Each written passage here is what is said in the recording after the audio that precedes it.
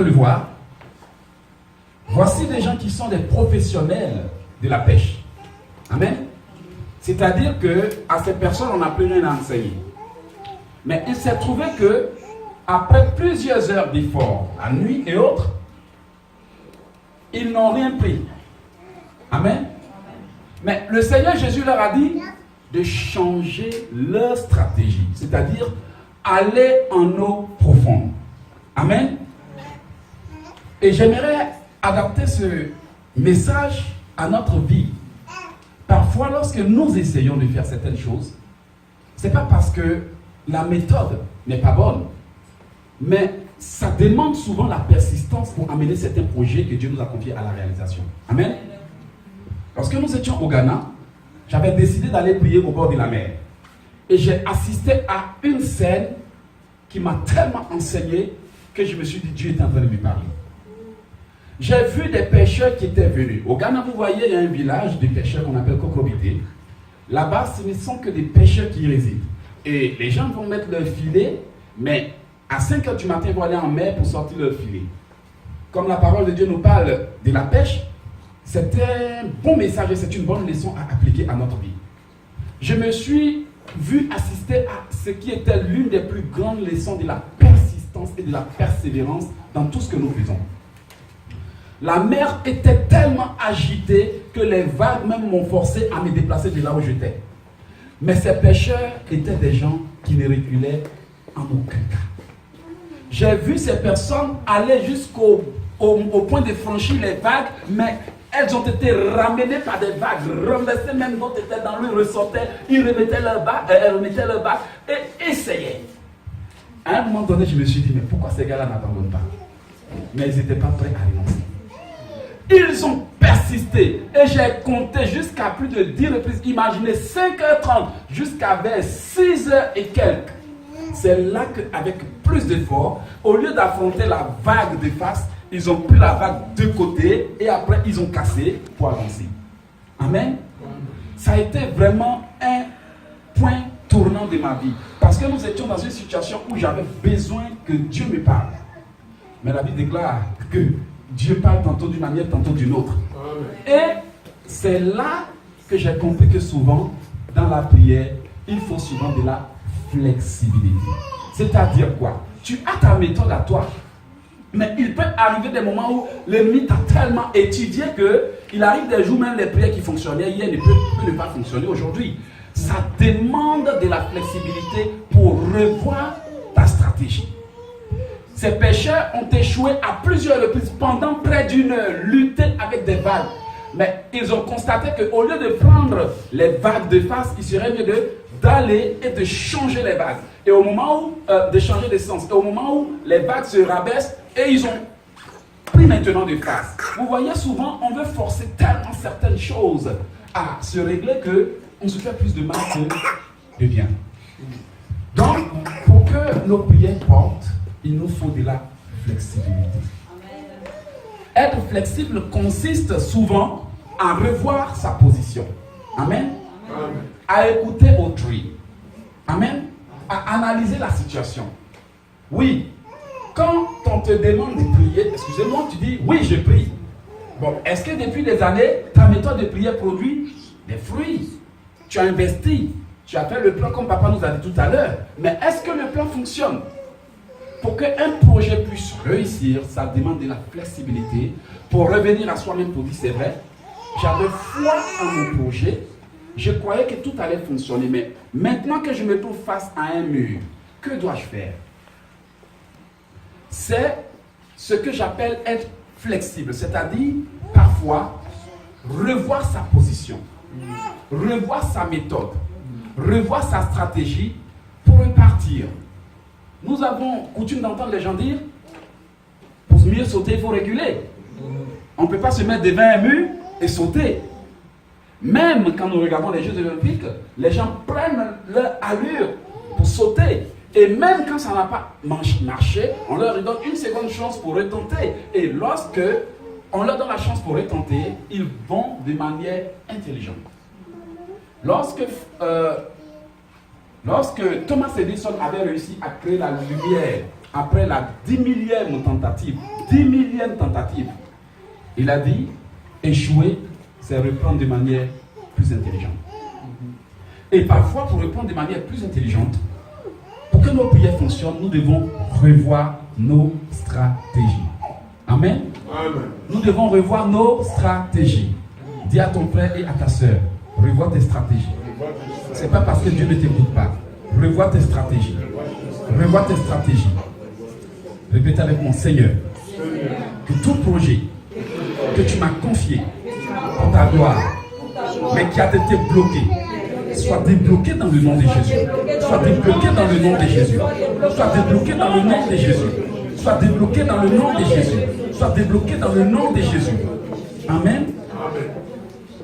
Pourtant, malgré les situations que nous vivons chaque jour, les enfants de Dieu ont du mal à sortir de leur zone de confort. J'étais en train d'enseigner à quelqu'un lorsque je lui ai dit, s'il y a des gens qu'il est très difficile de tirer de leur zone de confort, c'est-à-dire de ceux qu'ils connaissent, pour leur enseigner quelque chose d'autre, ce sont les enfants de Dieu.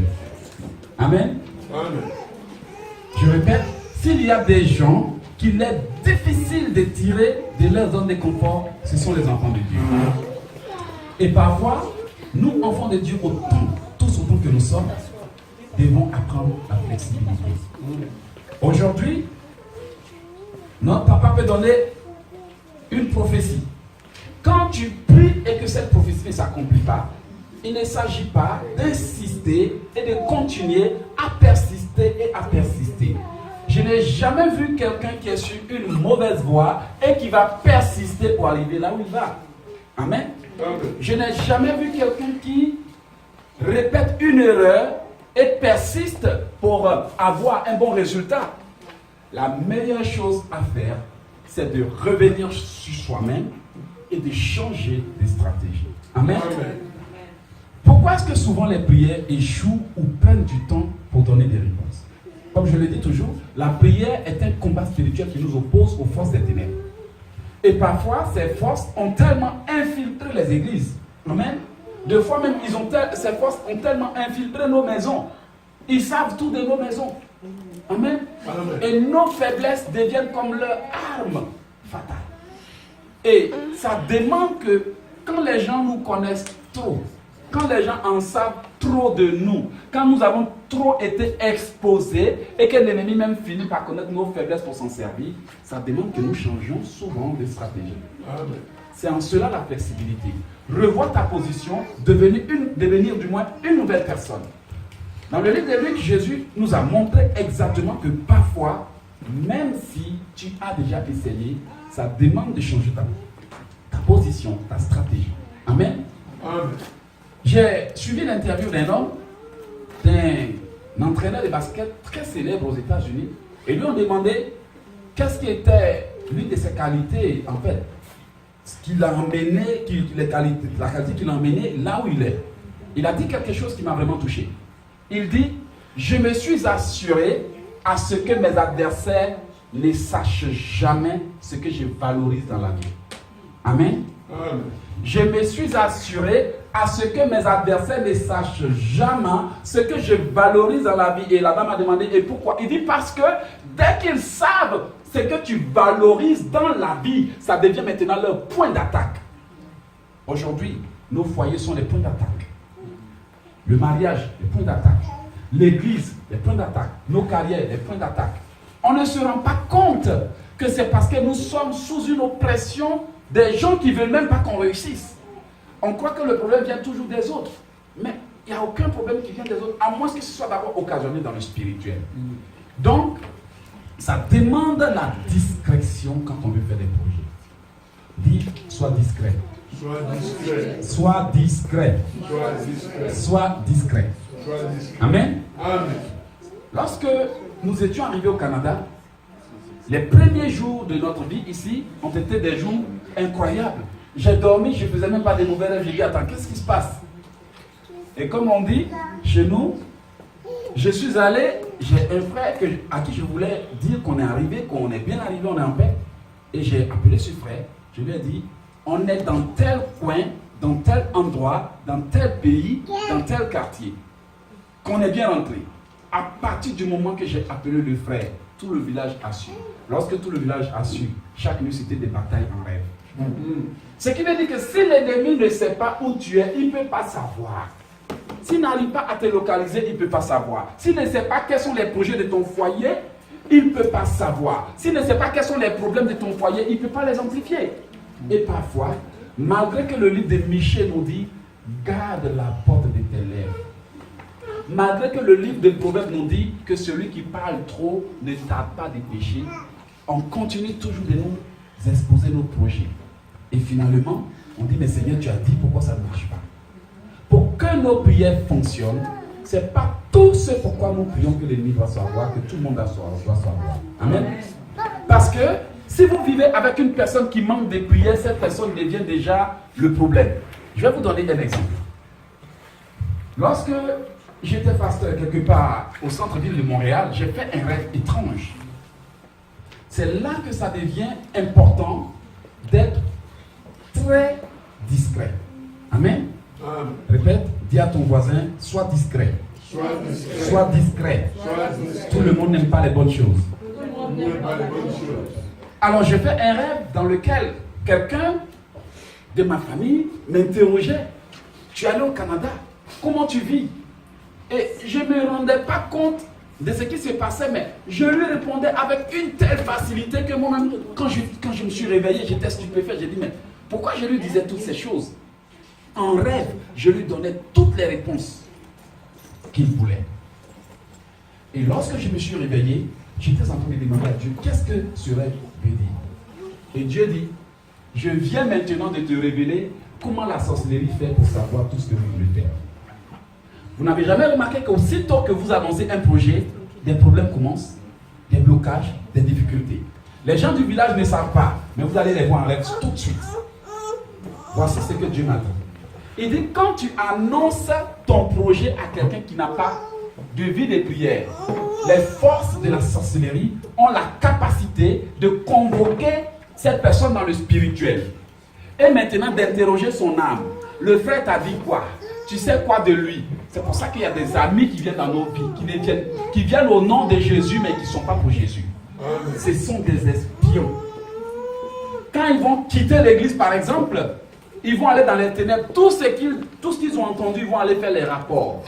Tout ce qu'ils savent de ta famille, ils vont aller faire des rapports. Tout ce qu'ils ont entendu, ils vont aller faire des rapports. Tout ce que tu as confié à tes amis, à tes camarades, à tes proches, tu n'as pas dit la même chose.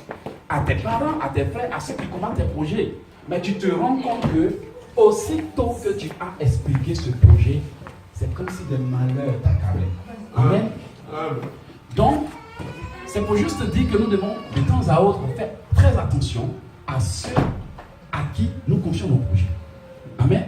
Lorsque nous sommes en train de prier pour que Dieu nous aide, nous ne pouvons pas aussi entreprendre des démarches pour que l'ennemi nous bloque. Amen. Et je suis sûr que si beaucoup de projets n'avaient pas été exposés, les enfants de Dieu auraient pu faire des exploits incroyables. Amen. Amen. Nous savons qu'ils nous combattent. Mais quand on a quelque chose, c'est au village qu'on appelle en premier. Même si tu veux faire un projet dans ton pays, n'informe personne. La Bible dit quoi? Celui qui garde sa bouche préserve son âme des angoisses. Et parfois, les angoisses que nous subissons viennent du fait que nous parlons trop. Amen. Amen. Dis encore à ton frère, sois discret. Parce que si l'ennemi ne sait rien de tes projets, il ne peut pas venir les bloquer. Amen. Il ne peut pas les bloquer. Laissez-moi vous dire quelque chose. Le diable n'a pas la capacité de tout savoir. Dites Amen. Amen. Satan, les sorciers, les magiciens n'ont pas la capacité de tout savoir. Amen. Il faut d'abord que tu leur livres ta vie avant qu'ils sachent comment te détruire. Amen. Ils ne peuvent pas tout savoir de ton foyer, ils ne peuvent pas tout savoir de ta femme, ils ne peuvent pas tout savoir de ton mari, de tes enfants, de tes projets. Si toi-même ta bouche, là, tu ne fermes pas, c'est toi qui vas aller livrer tout le monde. Je vous donne un exemple. Lorsque vous voyez dans le livre de Genèse, le diable est venu, il a demandé à Adam et Ève, qu'est-ce que Dieu a dit? D'abord, il a demandé à la femme, qu'est-ce que Dieu a dit? La femme a pris le temps d'expliquer ce que Dieu a dit.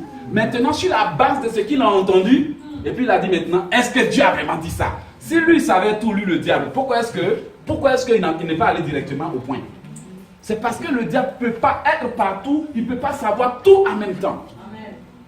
Je vais vous donner un autre exemple. Le prophète avait été envoyé par Dieu pour prophétiser sur l'autel. Lorsqu'il revenait, un faux prophète, un soi-disant prophète est venu lui dire qu'est-ce que Dieu a dit. Et il a pris le temps d'expliquer que Dieu dit, si je viens prophétiser, je ne dois pas manger, je ne dois pas faire ceci, je ne dois pas faire cela. Maintenant, sur la base de ces dits, il dit, moi aussi je suis un prophète. Dieu vient à peine de me dire que tu peux manger. Amen. Maintenant, sur la base de ce qu'il a dit, l'autre prophète a su le manipuler. Et il y a des gens qui ont cette capacité d'entendre vos problèmes pour vous manipuler les pensées. D'entendre vos projets pour vous manipuler. Ils prétendent être des prophètes, mais ce sont des faux prophètes. Ils prétendent être des amis, mais ce sont des espions. Ils prétendent être des chrétiens, mais ce sont des agents sataniques en mission. C'est pour ça que ça demande la discrétion et la flexibilité dans la prière pour que nous puissions avoir de l'impact. Amen. Amen. Amen. Dis à ton frère, sois flexible. Sois flexible. Ne sois pas trop dur. Sois pas trop dur. Parce que Dieu peut utiliser n'importe quoi pour te bénir. Parce que Dieu peut utiliser n'importe quoi pour te bénir. Amen. Amen. Je vous ai donné l'exemple des pécheurs qui ont affronté des violentes vagues de face, mais n'ont pas pu. Amen. Amen. Mais ils ont eu l'idée, plutôt que d'aller en face, allons-y de côté, et lorsque les vagues se baissent, nous allons maintenant prendre des faces. Vous voyez, ça demande de la flexibilité pour changer nos projets. Quand bien même que nous avons la foi en ce que nous faisons, nous devons faire très attention parce que la foi peut être trompeuse. Amen. Pourquoi la foi peut être trompeuse? La foi vient de ce qu'on entend, de la parole de Dieu. Mais quelqu'un peut te convaincre aussi avec un mensonge et te donner la foi avec ce mensonge. Amen. Quelqu'un peut te convaincre avec...